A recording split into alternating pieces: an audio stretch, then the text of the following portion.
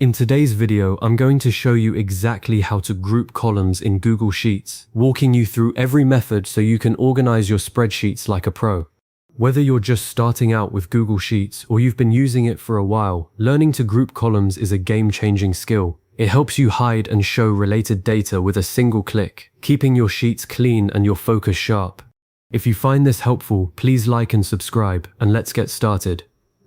First things first, you need to select the columns you want to group. Now, this part is really straightforward, but there's a little nuance that can save you time and frustration. Look at the top of your spreadsheet where you see the column letters A, B, C, and so on. To select a range of consecutive columns, simply click and drag your mouse across those column letters. For example, if you want to group columns B through D, you'd click on the letter B, then hold down your mouse button and drag all the way to D. You'll see those columns become highlighted, which is your visual confirmation that they're selected. This is the most common way to pick columns, and it works perfectly for most situations. However, what if the columns you want to group aren't right next to each other? Maybe you need to group column B, column D, and column F together. In that case, you'll want to hold down the Control key on Windows or the Command key on a Mac while you click each column letter individually. So you'd press and hold that modifier key, then click B, then D, then F and release.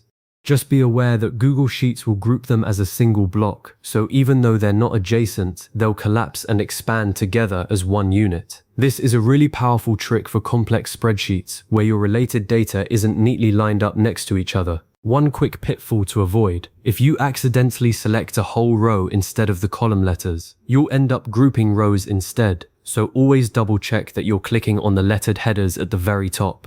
Once you've got your columns highlighted, it's time to open the grouping menu, and I'm going to show you 3 different ways to do it so you can pick the one that feels most natural for your workflow. The first method is probably the fastest if you're already using your mouse.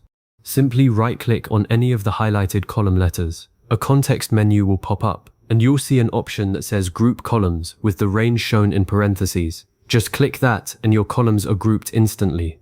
This method is intuitive and great for beginners because it's just a right click away. The second method uses the main menu at the top of your screen. Click on the Data tab, then hover your cursor over the Group option in the drop-down. A side menu will appear and you'll click Group Columns again. This method is a little slower, but it's useful if you're already working in the data menu for other tasks like sorting or filtering, and it keeps everything in one place. The third method is my personal favorite because it keeps your hands on the keyboard and speeds up your workflow immensely. You can use a keyboard shortcut. On Windows, press Alt, then Shift, then the right arrow key all at the same time. On a Mac, it's Option, Shift, and the right arrow key. When you hit that shortcut, the columns you selected will group instantly. Now, a little pro tip here: make sure your highlighted columns are active. If you've only selected one column, the shortcut might not work, so always double check that you've selected at least 2 adjacent or non-adjacent columns before using the keyboard command. This shortcut is a huge time saver once you get used to it, especially if you're grouping columns frequently. After you perform any of these grouping actions, you'll see a visual change at the top of your spreadsheet. A grey bracket will appear above the grouped columns, spanning across their letters. Right at the top of that bracket, you'll notice a small minus sign, which is the collapse button. When you click that minus sign, the grouped columns will instantly hide, and the bracket will shrink down, showing only a plus sign instead. That plus sign is your expand button. Click it, and the columns reappear just as they were. This collapsing and expanding is the whole point of grouping. It lets you temporarily tuck away data that you don't need to see right now without deleting anything. For example, if you have monthly budget columns from January to June, you could group them under a single bracket, collapse them when you're focused on the current quarter, and expand them later when you need to compare year-to-date figures.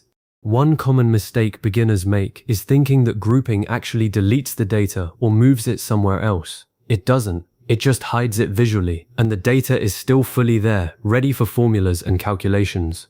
Another thing to keep in mind is that you can group multiple sets of columns in the same sheet. Each set gets its own bracket, and you can collapse or expand them independently. Just be careful not to nest groups inside each other unless you fully understand the hierarchy, because it can get a little confusing when you have brackets within brackets. To wrap things up, you've now learned how to group columns in Google Sheets from start to finish. You know how to select your columns, whether they're adjacent or scattered, and you've got 3 reliable methods to create the group: right-clicking, using the data menu, or hitting that handy keyboard shortcut. And most importantly, you know how to collapse and expand those groups to keep your spreadsheet tidy and your focus where it needs to be.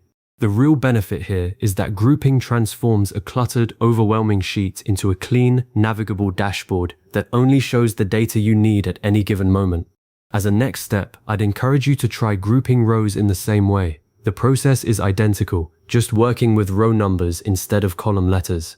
And if you ever need to ungroup, just right-click the bracket again and choose Ungroup, or use the same keyboard shortcut but with the left arrow key. If this video helped you level up your Google Sheets game, consider saving it to a playlist so you can come back to these steps anytime you need a refresher. Thanks for watching, and I'll see you in the next tutorial.